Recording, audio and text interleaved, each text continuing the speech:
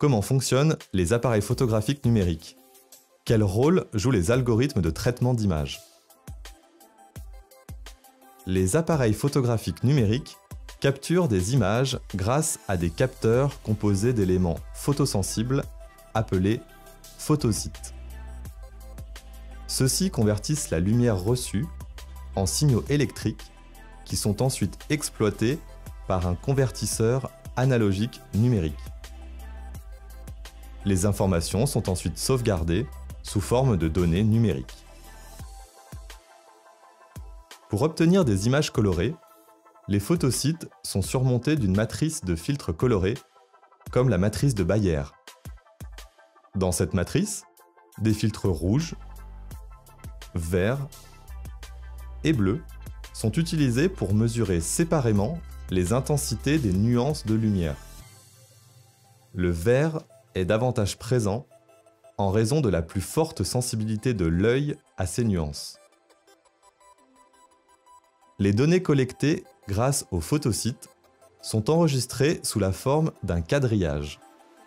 Chaque case est appelée pixel et est codée selon 3 composantes de couleurs, le rouge, le vert et le bleu. 2 paramètres permettent de définir la qualité d'une image. La définition, c'est le nombre total de pixels de l'image. Plus il y a de pixels, plus l'image est définie.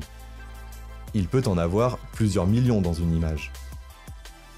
Elle est notée L fois H, avec L le nombre de pixels dans la largeur et H le nombre de pixels dans la hauteur. La résolution ou le nombre de pixels par unité de longueur.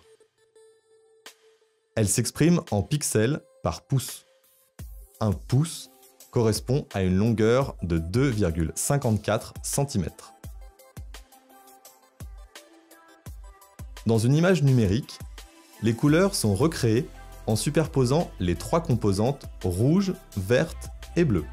Grâce à la synthèse additive, il est possible avec ces composantes de restituer un très grand nombre de couleurs. Chaque pixel contient l'information qui décrit sa couleur.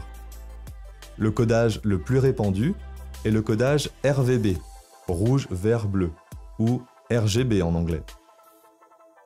Chaque composant est décrit par 8 bits et peut prendre 256 valeurs comprises entre 0 et 255. Par exemple, un pixel codé par 255 0 255 ne contient pas de composante verte. Par synthèse additive du bleu et du rouge, on en déduit qu'il s'agit d'un pixel magenta. Il existe de nombreux formats de fichiers pour les images numériques. Certains sont spécifiques à la photographie, comme les formats RAW, TIFF ou JPEG. Ils utilisent des algorithmes de compression pour diminuer le volume de données des images sans altérer la qualité de celles-ci. Lors d'une prise de vue avec un appareil photographique numérique, un certain nombre de données ne décrivant pas des pixels sont créées. Il s'agit des métadonnées EXIF. Elles permettent de renseigner des caractéristiques liées à l'image, comme par exemple la résolution, la définition, le codage des couleurs, le lieu et la date de prise de vue, le modèle de l'appareil photographique, etc. Un appareil photographique numérique peut réaliser différents traitements automatiques pendant ou après une prise de vue. Par exemple, la stabilisation mécanique ou numérique permet de compenser les éventuels mouvements de l'appareil durant la prise de vue, limitant ainsi les déformations et les effets de flou. Des logiciels permettent également de retoucher les images après capture.